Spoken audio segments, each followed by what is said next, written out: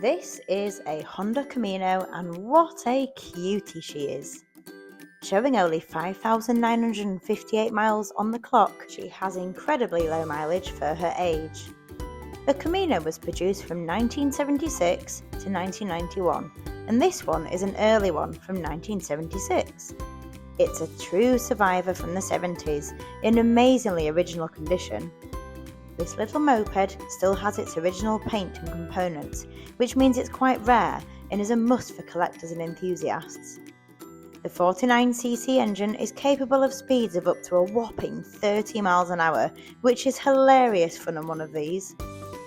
The Camino was praised for its practicality, fuel economy and ease of use.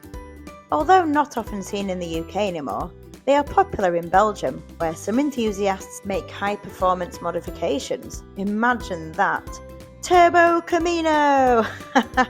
I love this one, it's got bags of charm and it's lots of fun too. Exhibit A.